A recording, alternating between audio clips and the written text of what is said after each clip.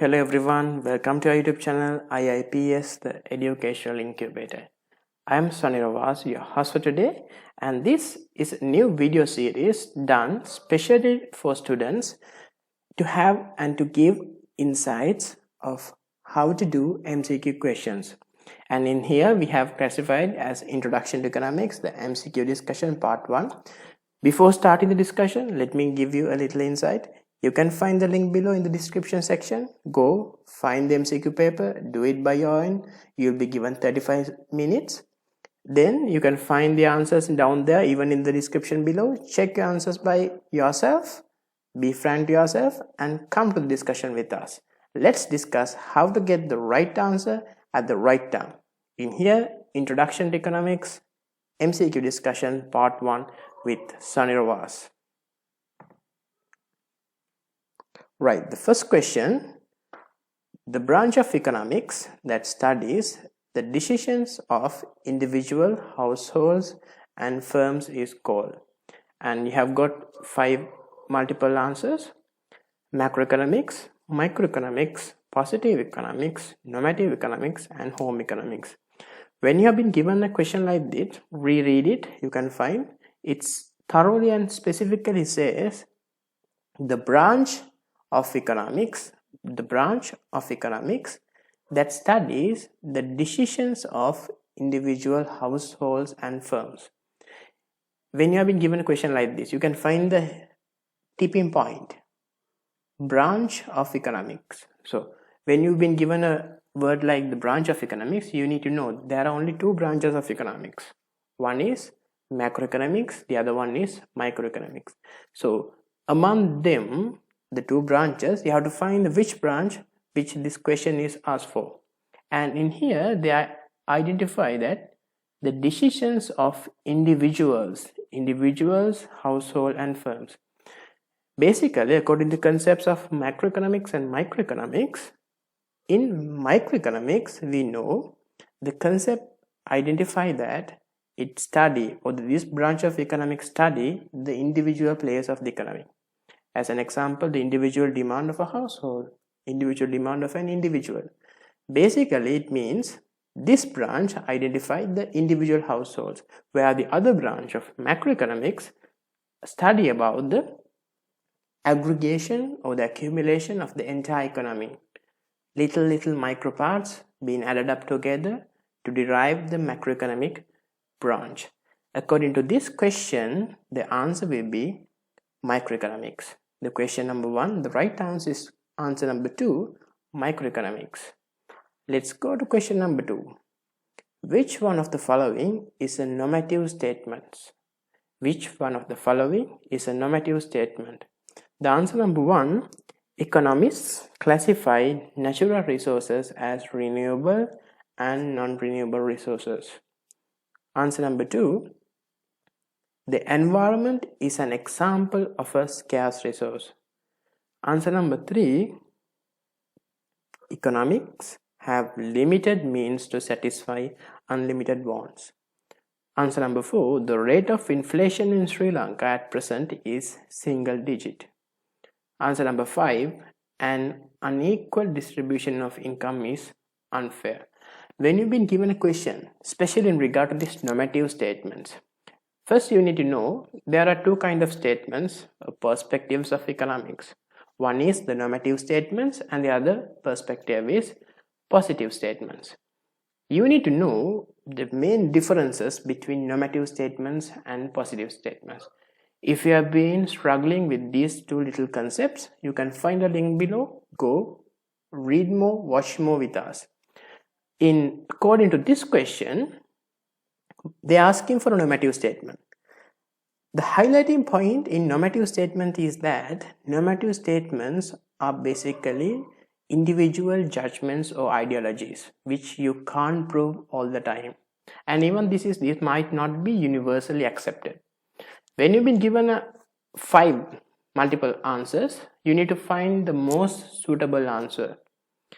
When you read such a way, you can find first 4 answers of this question are basically not mere individual judgments or ideologies, but these are like proven fact-based answers.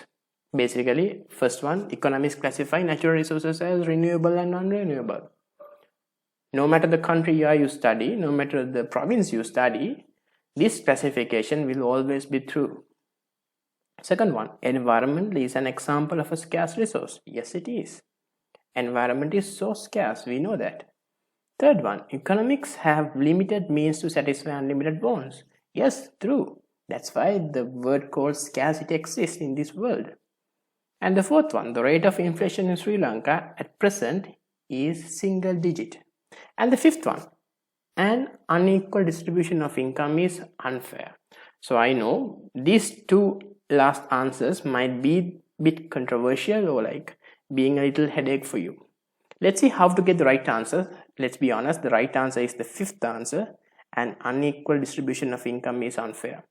When you be given an MCQ question, there can be only one right answer and it have to be the most suitable answer.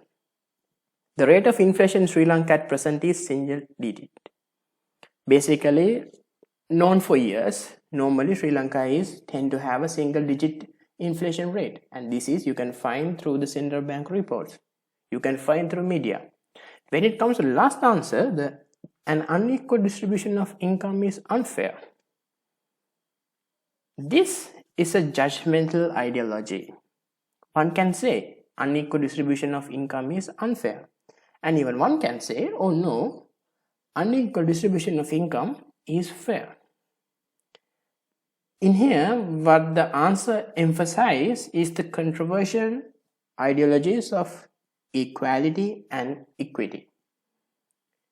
We know equality is not fair all the time. As an example, according to this answer, assume that you are working 10 hours a day and someone like A person works 10 hours a day and B person works 10 hours a day.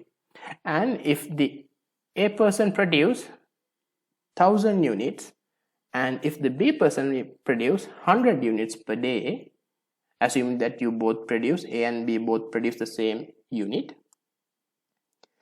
and if the company or the boss basically pay both the parties, A and B, the same salary level, think what will happen to the A person who produced 1000 odd units. So equal distribution of income is not fair all the time. So that's why the answer 5 becomes a normative statement, a judgmental statement. According to question number 2, in here the normative statement is fifth one. Let's see what we have got on the third question.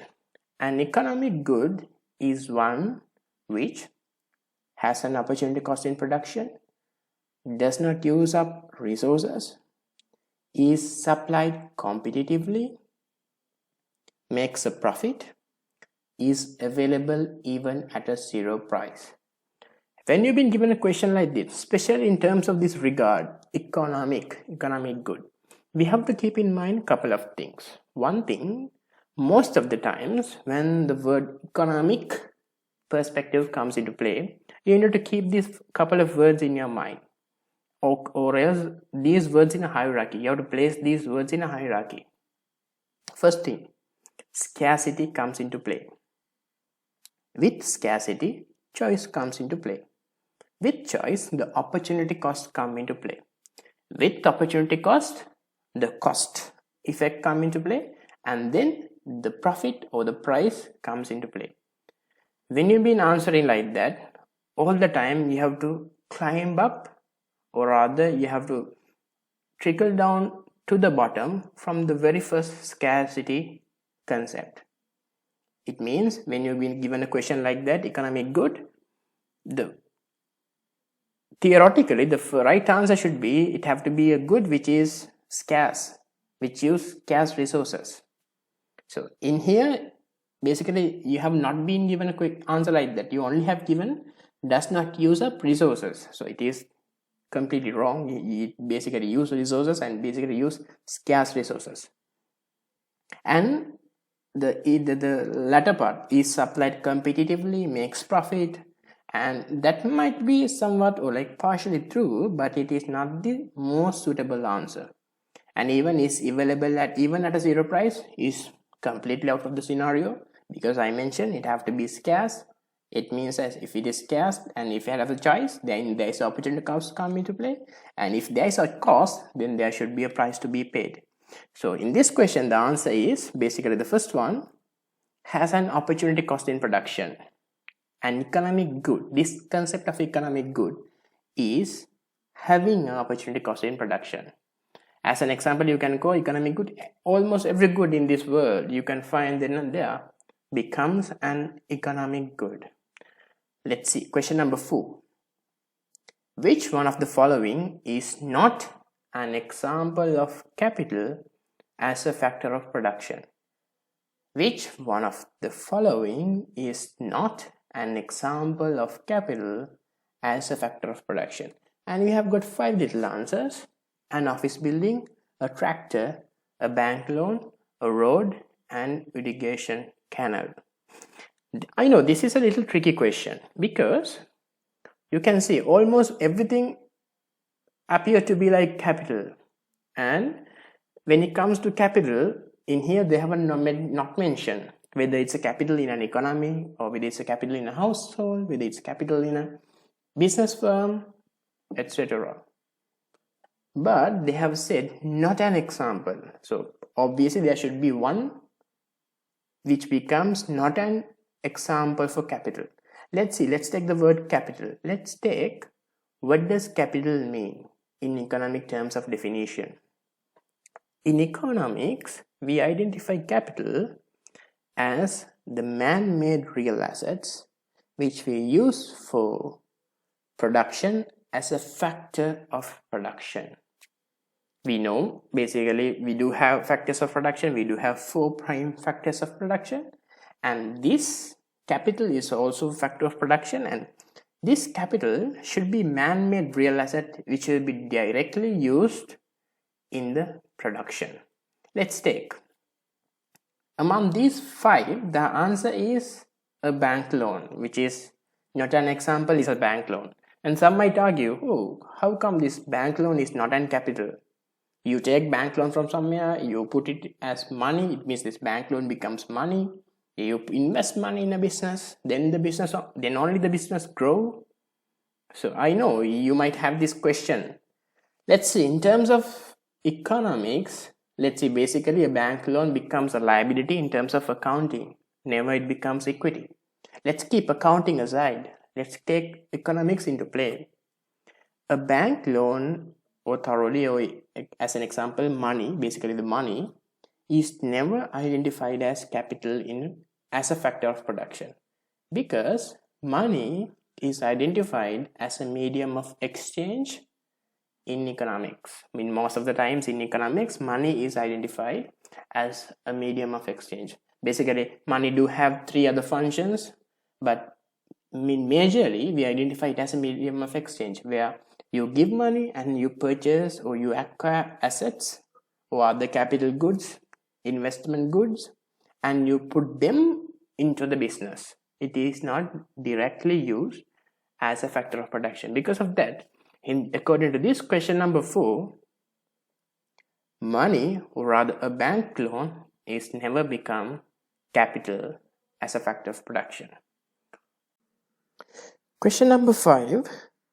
A free good in economic terms can be best described as, you have been given 5 multiple answers. Let's go one by one. Is supplied at a zero price to the consumer, is provided free by the government, does not use scarce resources in its production, is extracted directly from the land or sea, can be produced at a constant opportunity cost. In here, the emphasis has been given to the phrase economic terms. You know, a free good, in terms of the dictionary, it can be something like this: a zero price, no price, at the cost, or a free good, it's freely given. But in here, it is not mere English terms or not mere monetary terms, but in here the emphasis has been given to the economic terms. In economic definition, a free good, they are asking in accordance with the economic term, what is a free good? As I mentioned before, when it comes as economy or economics, we need to give that hierarchy comes into play: scarcity, opportunity cost, price, and the profits. Let's see whether we have been given answers in accordance with that hierarchy. First thing, obviously out, because it's zero price, and the second one, free, which is not the mere English term, this is economics. And we can see the third answer, because the right answer is also the third one, does not use scarce resources in its production. I mentioned if they use scarce resources, then obviously there is a production opportunity cost, then there is a production cost plus the opportunity cost, the total cost, then you have the price to be paid, then it is not free. Therefore, in question number 5, a free good in economic terms does not use scarce resources in its production. That's it. That is the first 5 questions of our part 1, rather the MCQ discussion in the big 20 question MCQ paper in the chapter 1 of Introduction to Economics. You can find the link below, the other playlist, other videos of my playlist in regarding to this MCQ discussion. You can find the part 2, part 3, and part 4 likewise, and we'll meet up in the next session with the part 2 discussion of the MCQ discussion from question number 6 to 10. And that's it in this video, and thank you. Subscribe us for sure, where you can learn more in regarding to economics and other subjects through IIPS. And I'm Sanira Waas, officially signing off in this video, and we'll meet up from the second video or part 2 in the Introduction to Economics MCQ discussion. And don't forget to like, share, and comment below if you have any questions regarding these clarifications. Thank you once again, and see you from the next video.